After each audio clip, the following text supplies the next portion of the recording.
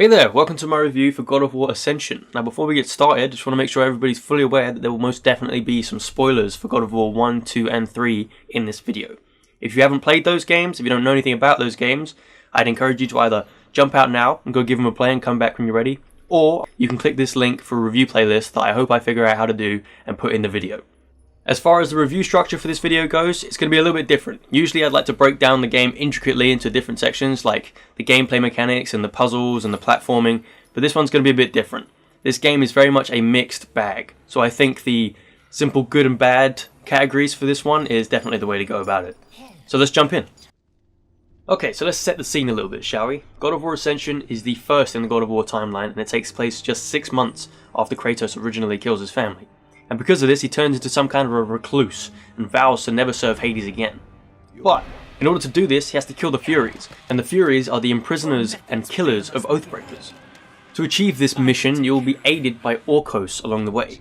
Orcos is the disowned son of Ares, the original God of War, and the Fury Queen, Alecto. Okay, now that the scene's been set, let's talk about the actual game. And we're going to start off with the bad stuff. First half of this game is boring. There's no other way to put it. Which is a shame, because the actual initial hour of the game is pretty good, but then it does this thing where it jumps back in time to explain how they got to this point in the present day. And that's just not good, because the present day is way more interesting than what's happened previously. There's also been some changes to the combat system, and I don't think they are for the better. Parrying is now 2 buttons instead of the 1, and there's a delay if you miss the timing. Now, delays for timing and parrying is not terrible, because it emphasizes good gameplay from the player. But with a game as fast as God of War, and when parrying is as essential as it is in this game, it doesn't work. It ends up breaking up combat and it feels slow and sluggish. There's also a new pickup weapon system that isn't great either. So instead of getting new weapons like you would in previous God of War games, you just get the same Blades of Chaos, but you pick up random weapons from the enemies. There's a few that you can pick up, but as far as I'm concerned, there's only 2 that are even worth your time, which are the shield and the sword. This is only because they actually have animations for combos, whereas the other ones, they just have like 1 animation and that's it. And there's a big delay from when you use them to when you can actually go back and start fighting. Why would I ever want to use these things? The grapple's also been changed this time around, so you just latch onto enemies rather than grappling towards them and actually continuing your combo. Whilst I don't think this is a terrible idea, because you can still throw enemies from this position and keep a combo going, it still helps you close the distance. It doesn't work because a lot of the enemies that you'd like to use it on, can't actually be grappled at all, so this mechanic becomes completely useless for harder enemies. Whereas in God of War 3, you could still at least close the distance and do a little bit of damage. I don't want to actually throw a Cyclops, I just want to be able to close the distance between us. And in traditional God of War fashion, this game definitely throws quite a few enemies at you. Now, I probably sound a bit like a broken record, and it probably sounds like I'm not very good at the game, so I don't like too many enemies on the screen at once. That's not true. I mean, I am pretty bad at these games. However, I do believe that there is a nuance to the amount of enemies that you should be placing on the screen at one time. It only happens in a few sections in this game, but there are moments when it is time sensitive for you to kill all of these enemies. For example, there's a bit when you're on a conveyor belt and there are these 2 pots of lava that are being poured onto the conveyor belt. You have to kill all of these enemies in between the 2 pots of lava before you get burnt alive and die. This on its own isn't terrible, but it gives you so many enemies to fight. It's insane. There's even sections in the game where they give you loads of enemies and you feel accomplished when you think you've done. However, you've just killed 2 massive elephants and a whole bunch of pawns and you think you're done, but you ain't. Just for good measure, it'll chuck maybe 2 out of the ground just to make sure that you don't feel great about yourself. Speaking of enemies, there's new finishes this time around. So of course you still got your quick time events, but there's also this weird cinematic thing where you kind of hold the enemy down and you're slashing at them and then you've got to dodge them every now and then. The mechanic is fine, but because you don't know what enemy types you get to use this on, it often feels like it's jagged. It feels like it's a really jarring disconnect from the gameplay. You don't know which enemy types are going to use this mechanic and which aren't. By the end of the game it starts to feel a little bit better, however it is still a bit of a disconnect from the usual gameplay. The graphics are also incredibly overly saturated. Now, the game isn't ugly by any means, but at certain points, even Kratos' tattoo looks black. Let's talk about the camera as well. This is definitely a staple of the God of War franchise. It's known for having massive cinematic moments because of its fixed camera. It does that in this game as well, however, it gets a little bit insane at times. The camera zooms out so far at points that I can't even tell what's going on the screen. How am I supposed to fight all of these enemies that are in front of me if I can't even see them? Let's talk about the weapons in this game as well. Now I talked about the pickup weapon system where you pick up stuff from enemies, but you don't get any other new weapons like you would in the previous God of War games. Instead, you just get modifiers for your Blades of Chaos. Now, these modifiers and these magical abilities, they're not terrible. However, you have to upgrade them to max just to be able to get the magical power that comes with them. Again, not a terrible idea, but it does make most of these other modifiers feel incredibly useless until you actually max them out. So for much of the game, there isn't really any need to swap between modifiers. Now, here is by far the worst part of this game. The UI.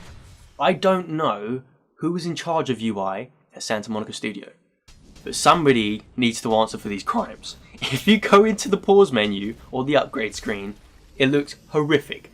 Look at all this negative space. I know there's a weapon there to show you that this isn't negative space, but it is most definitely negative space.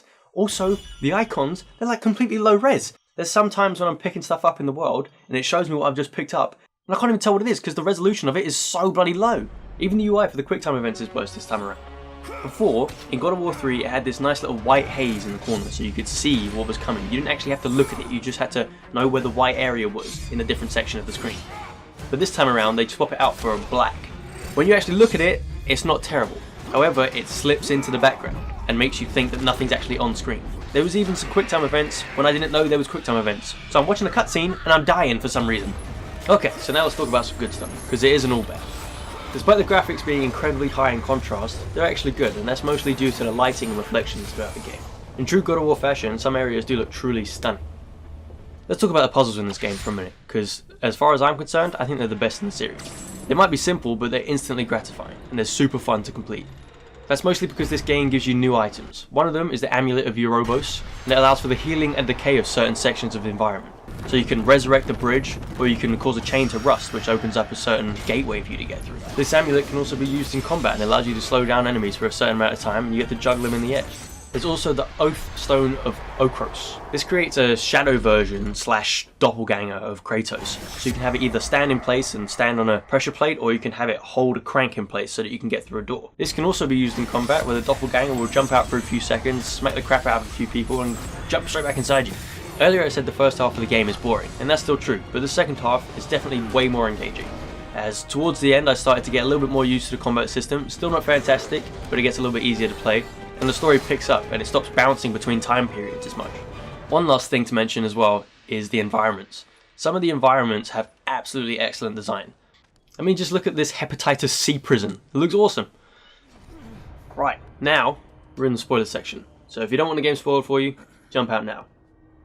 To be honest though, there's not really all that much to talk about regarding spoilers for this game, because not much really happens in the grand scheme of things. One thing to mention is that Kratos seems to be way kinder in this game for some reason. There's even a bit when he saves a person from a spear. Also, towards the end of the game, you have to kill Orcos to actually get rid of your oath, because he is your oath keeper. And Kratos seems to feel genuine remorse for this. This makes sense. It would make sense that you would feel remorse for having to kill someone that is willing to sacrifice their life so that you can live yours. However, this is Kratos. This is a man that runs around Sparta and Athens, all over Greece, just stabbing innocents. Even in the first game, he kicks this guy down the throat of a Hydra just for no reason. It just feels weird, especially considering this is a prequel and it takes place just 6 months after his wife and child have died. You'd think he'd be the angriest and the least forgiving at this point in his life. But yeah, like I said, that's kind of it for the spoilers. There's really not that much to talk about. On the whole, I am glad that I played God of War Ascension. It has some great puzzle solving mechanics and some of the level design is absolutely fantastic. And the game still looks pretty despite its ridiculous level of saturation and contrast. But the game is still a mixed bag. Some changes to the combat system are definitely unwelcome and the story is super slow in the beginning, despite the fact that it picks up towards the end. I think I'm really just glad that I played it because it ends up progressing the story. Not by much, but it does explain how Kratos becomes to be detached from Ares' oath, and it gives a little bit more insight into the way he was feeling after his family's death. And again, just like all the other God of War games do, they give you just a little bit more of who Kratos is towards the end of the game. That would haunt him all of his days. That wraps up this review for God of War Ascension. I hope you enjoyed it. Thank you very much for sticking in there all the way to the end. The next review is going to be God of War Chains of Olympus, the first title on PSP that was made by Ready at Dawn. And I gotta say, I was pleasantly surprised. So hopefully you'll come back and check that one out as well. And of course, if you liked the video, feel free to leave it a like. If you didn't, leave a comment, leave a dislike, let me know how to improve. And if you think you're going to like this kind of content in the future, subscribe. I'd appreciate that. So thanks again for watching, and I'll see you in the next one.